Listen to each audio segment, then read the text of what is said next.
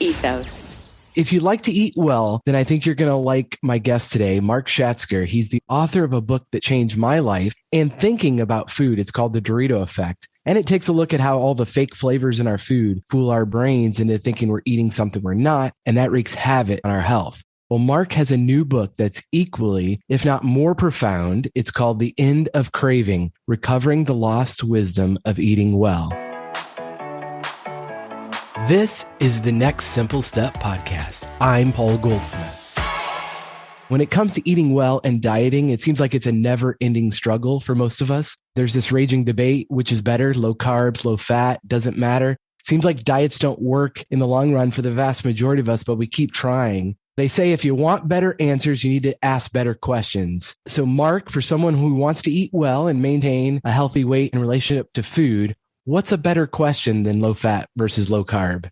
I think the question we need to ask is, how does our brain think about eating? We think eating is kind of under executive control. Like I can decide how many calories I'm going to eat the same way I can decide what outfit to put on in the morning. And it really doesn't work that way. The brain controls body weight, just like it controls your blood pressure, your heart rate.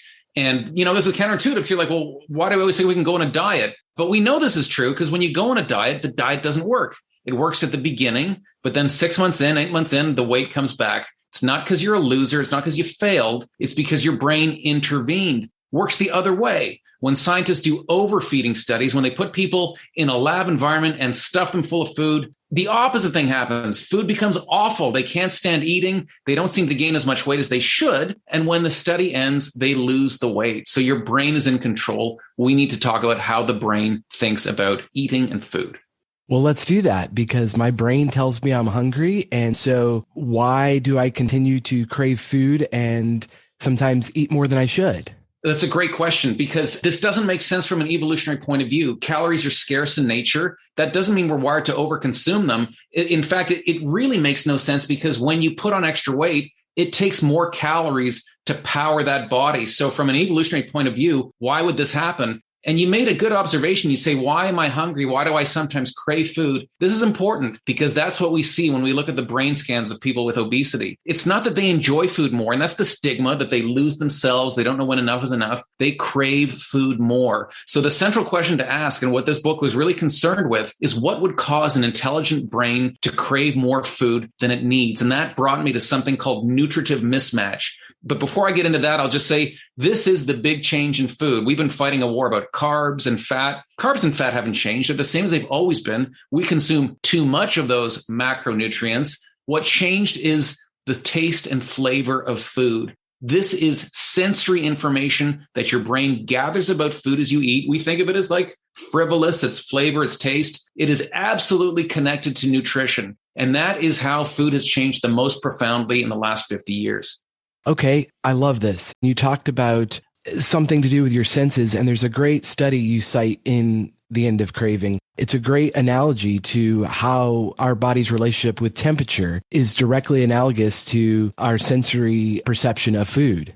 Yes. So I want to talk about there was a study done at Yale where a professor named Dana Small was trying to see, is it possible that we can create beverages that are as rewarding but contain fewer calories? So it was really interesting. She created 5 beverages, all taste equally sweet. She used an artificial sweetener called sucralose, but each drink had a different payload of calories, went from 0 all the way to 148. But they all tasted like they had about 75 calories of sugar. Well, she expected, her subjects drank each drink. The brain grew to know what these drinks. And she thought the drink with the most calories will get the biggest brain response because, hey, we like calories, right? Turned out it was the 75 calorie drink. The next thing that happens is even more interesting. She puts her subjects in what's called an indirect calorimeter. This measures the thermic effect of food. This measures the energy it takes to start metabolizing food. The textbooks say the more calories, the bigger the thermic effect. So one day, subject comes in, drinks the 75 calorie drink, nice little plume of heat, comes in a few days later, drinks the 140 calorie drink. Well, you'd think there should be a bigger plume of heat. There's no plume of heat. What's going on? There is no metabolic response. And she has this insight that what's going on? The brain that generated the biggest brain response had 75 calories, tasted like it had 75 calories. The brain that got the biggest metabolic response had 75 calories, tasted like it had 75 calories. When that relationship goes out of sync, when the flavor and the taste no longer matches the nutritional payload, the system gets messed up.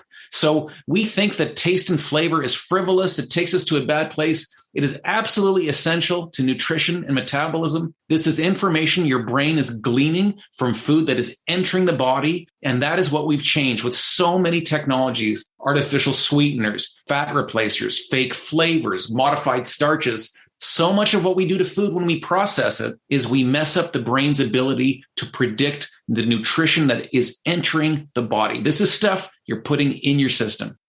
Well, most dietitians would say, obviously, if you want to lose weight, you need a calorie deficit, right? And if you want to gain weight, you need an intake of more calories. But you're saying the larger issue here isn't the number of calories. The issue that you're identifying is the mismatch. Your brain is not reading the information correctly because you're using some artificial sweetener that is telling your brain you're getting more calories than you actually are. Yes. And I think the dietitians are right to some degree, but it's a description. Yeah, you do gain weight when you eat more calories, but there's something behind that. There's a wizard behind the curtain that makes you eat those calories, and that's your brain. So let's get back to this thing called nutritive mismatch, when the calories don't match the perception of calories. Well, what does your brain do? This causes what's called uncertainty. The brain experiences reward prediction error. It thought it was going to get something, and it didn't get that. What does the brain do? Well, this is a classic psychological response. We see an excess of motivation. The brain works hard. It doesn't like getting ripped off. It says, I thought I was getting calories and I didn't get them, so I got to work harder to get them. It makes sense. If I told you that the gas gauge in your car didn't work, might be a full tank, might be empty, you'd fill it all the time. You'd be like, I don't want to run out of gas. That would be a disaster. I don't know what's in there. So I'm just going to fill it more often, because if I ran out of gas, that would be a total disaster. I'd be late for my meeting. I'd have to pay to get the car towed. Well, your brain cares a lot about energy. It gets all this information that doesn't make sense anymore. It wants to eat more. And that's just what we see. We look at the brain scans. It's not that this food is too delicious. It's that people want to eat too much food. Okay, that is interesting to me, because you really break down, you're not against good tasting food. In fact, the opposite. You're encouraging us to gain more pleasure from our food. But junk food is pleasurable, isn't it? Well, that's a really interesting point, because I wrote a book called The Dorito Effect. Yep. And I think it's important. We really need to understand the nature of pleasure when we talk about food, because it's not one thing. There's two distinct but connected neural circuits. One of them runs on the neurotransmitter called dopamine. A lot of people have heard of it. It's involved with drugs and so forth. We used to think that was the pleasure neurotransmitter. We don't think that anymore. Dopamine is the wanting brain chemical. Dopamine is desire at its most intense. It is craving. It is what draws us to things in the world that we require. But then when we eat food, when we put it in our mouth, and there's this plume of liking, well, that is called liking. That runs on opioid neurotransmitters. And it's a very different feeling. And what I would say junk food does is it really plays on the wanting system. If you think about Doritos, or if I think about fast food, these foods aren't consumed in a state of kind of reverie. We eat them quickly. We put them in our mouth, and the next thought we have is, I want to put another one in my mouth. We literally stuff our faces. We've all been in that situation at a party where you're like, I just ate so many Doritos or potato chips, but you'd never say like, oh my God, I had the most fantastic potato chips at this party last night. It's completely gone. You only want them while you're eating them. But then when you think of foods that truly pleasure you, we can all remember an incredible steak we might have had, or an absolutely wonderful peach, or just an incredible tomato that you got out of your grandmother's garden. These are foods that not only nourish the body, they nourish your mind. They deliver pleasure on an elemental level. And it's a different experience. These kind of wanting-based foods really speed things up. You're kind of agitated. You want to stuff your face.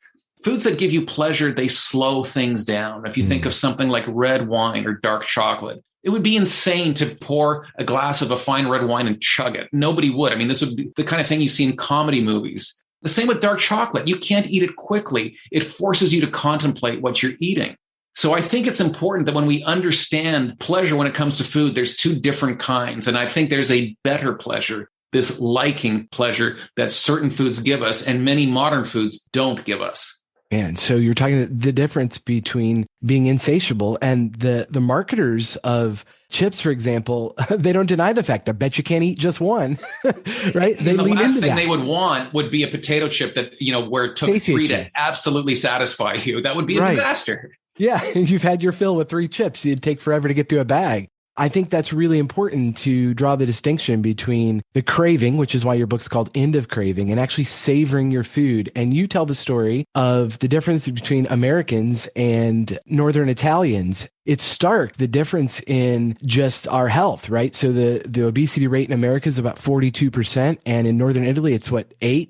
It's less than 8. And I mean, I can't stress this enough because we have such a crisis relationship with food. Food nourishes us, but it's become this poison. And we think it's kind of like you're either going to starve or eat yourself to death, but there's no happy medium. Well, let's look at Northern Italy. They don't eat a Mediterranean diet in Northern Italy. That's more in Southern Italy. They are on a superficial look. By a superficial look, they are food obsessed in Northern Italy. In the city of Bologna, which is one of the epicenters of Italian culinary culture, although really the whole country is one giant epicenter of incredible eating. But in Bologna, that's where bologna comes from. Some people call it Bologna. They call it mortadella there. And you can see these cubes of white fat. They're not afraid of fat there. In the Chamber of Commerce, they have a repository of official recipes. This is like the 10 commandments of recipes. Thou shalt make the tortellini this way and only this way. This is how you make tagliatelle alla bolognese, which is their classic meat sauce. And their favorite noodle, the tagliatelle, they actually have it cast in gold. It is like the platonic, pure achievement of noodle perfection to which all other noodles try and imitate. They have it in gold. You'd think if it was truly delicious food that was our enemy, they would be the plumpest in the world. Right. And they are astonishingly thin, less than 8%. And it's not going up. It's been holding steady for decades. So Italy tells us something really important, which is that you literally can have your cake and eat it too. And it gives us such hope that we don't have to have a fraught relationship with food, that it can give us pleasure, it can be healthy, we can love it, and we can live well. Okay, well, that's really encouraging. So you point to this nutritional mismatch when we have processed food. There's our first problem because we're sending mixed signals to our brain and we're not actually getting the number of calories that our brain is believing we are. And we keep craving these foods that are non-nutritious. So if we actually savor real food, that is part of the key. So what is a simple step someone can take? I mean, that's not new. You should eat healthy food. Where do you start? Yeah, it's a really good question. Well, I'd say the first thing people should do is stop trying to fool your brain. So I would say avoid foods that have, I guess you'd call them technological additives that are designed to fool your brain. Artificial sweeteners. Another one is fat replacers. Now, this gets tricky. No label says this contains fat replacers. They're actually designed in such a way to not really show up on the ingredient panel. There's one called Simplest, that's the industry term, which is a microparticulated protein, tiny little balls of protein that stimulate a nerve in your mouth and make you think this is rich and fatty, but in fact, it's not. If that shows up in the ingredient panel, you'll see it as something like milk protein or whey protein.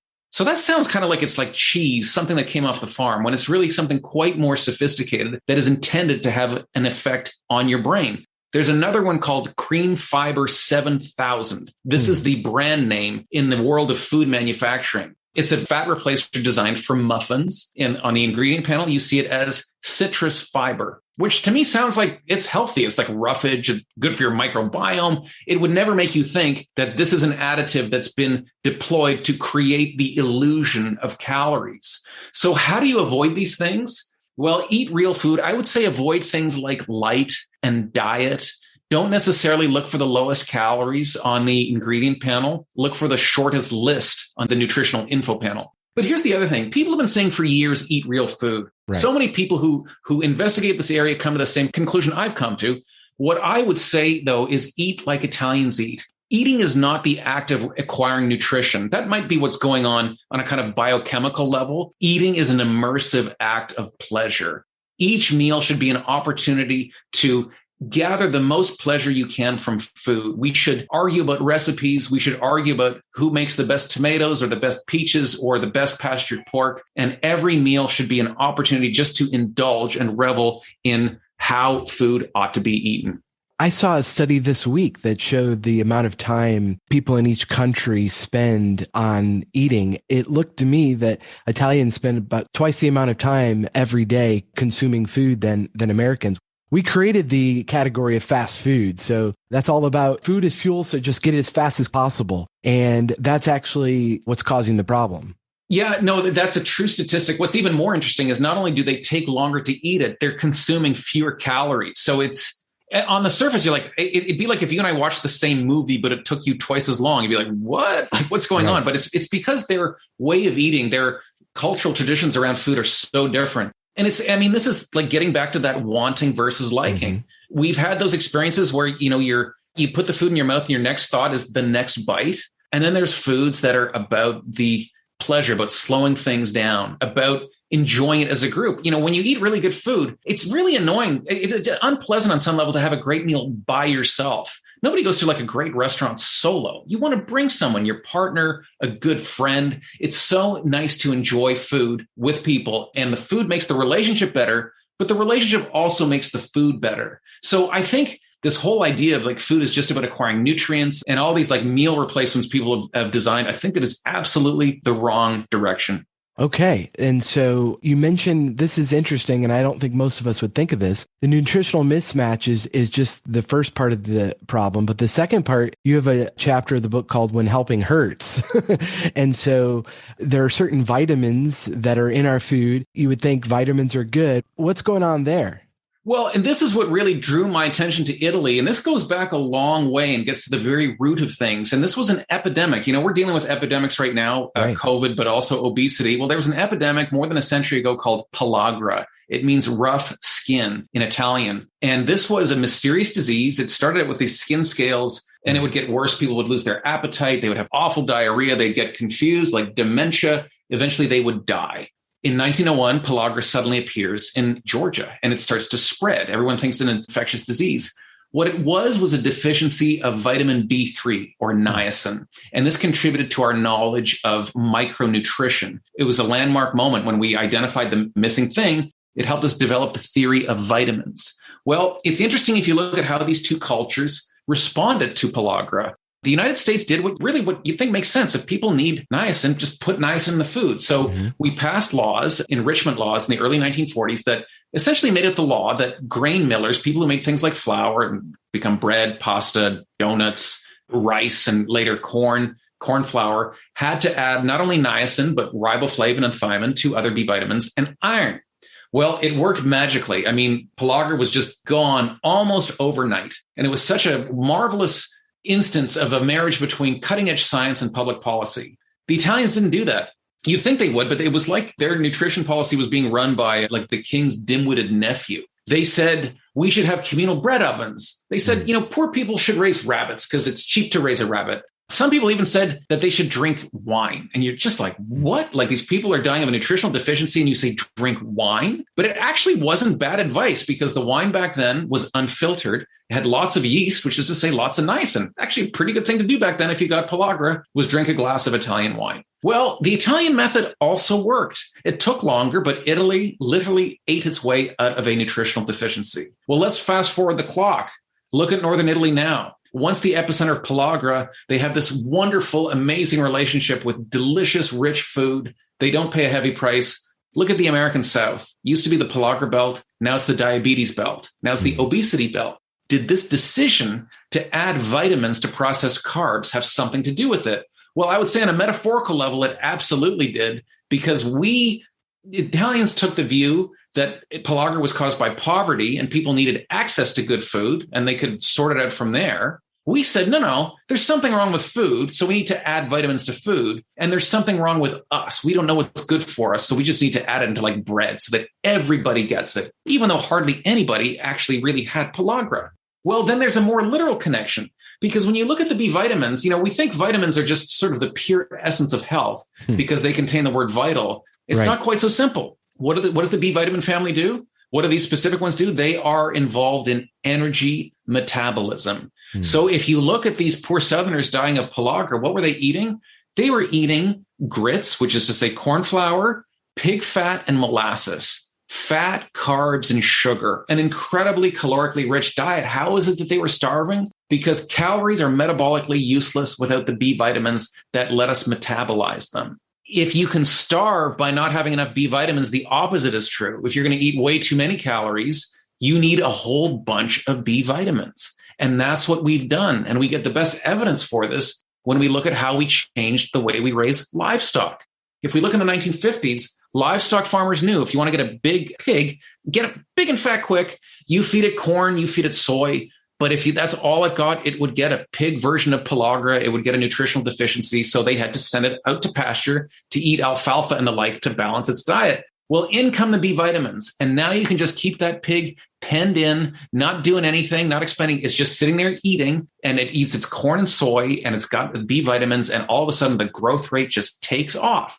And you can look at the pamphlets that the universities put out in the 1950s that said pigs have a reasonable ability to balance their nutritional needs, but there's a new and better way. And that's to feed them this rocket fuel feed of processed carbs with B vitamins. And that changed farming forever. You know, we criticize feedlot farming, confinement farming. That wouldn't have happened without this breakthrough knowledge of vitamins. And so what we did to make pigs get big and fat real quick, we're doing to ourselves. We're adding these vitamins to processed carbs. And lo and behold, we're getting big and fat really quickly.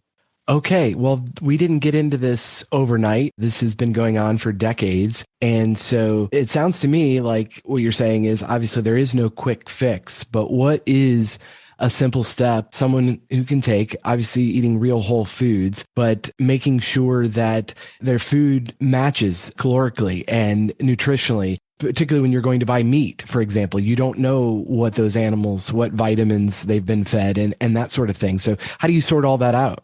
It's difficult. I mean, it's in North America, it's really hard to get flour that hasn't been enriched. You know, maybe we need a broader conversation about that so there's more choice available. I think that the best you can do is have a knowledge of where your food's coming from. You can go to a farmer's market. That's great. There are branded programs for meat that tell you if your beef, for example, is grass-fed, if your pork has been pastured or not. And it's just taking a keen interest in eating food, I would say, that's as close to nature as possible, enjoying it, maximizing the pleasure, not being afraid of food, and seeing food as not as the cause of our problem, but as the cure to our problem. Enjoy our food. I mean, who could be against that? And I'm just wondering why there's a million diet books, but I don't see a lot of books like End of Craving. You're very well researched. You've got study after study that kind of points to the science of what you're saying here. And so I'm just wondering what would help us be more informed. Well, I would say what we all want is information. I'm certainly not against it. But the truth is we weren't designed to be nutritionists. We weren't designed to talk about carbs and fat and so forth and calories. We were designed to eat. So I'd say the best information that's out there is the body of recipes that we have from all these different cultures. That's the way to enjoy food. Think of all the people that lived before us that figured out how to use real ingredients and make them taste great. Let's benefit from their hard work. They did the hard work for us, and we can sit back and enjoy what they did. And let's not eat the processed stuff. Man, that sounds great to me. Check out Mark's book, The End of Craving, Recovering the Lost Wisdom of Eating Well. I don't think you will be sorry you did, because it's just full of wonderful stories and helping you fall in love with food again. It sounds like a wonderful, delicious idea. So thank you for writing the book, and thank you for sharing with us today, Mark. Oh, thanks for having me. Really enjoyed the discussion. And thank you for listening to the Next Simple Step podcast. Hopefully you got some ideas about your health and wellness, and this has been helpful to you. If you'd like to speak with someone about getting your nutrition into alignment and weight loss, Coach Angela is available through the Ethos Radio app. If you have the app, you can download it on Apple or Android and actually reach out for a free discovery coaching call with Coach Angela right in the app. Just click on the menu and you can do that there, or check out the Fit Life with Angela podcast on Ethos. I'll talk to you next time on the Next Simple Step podcast.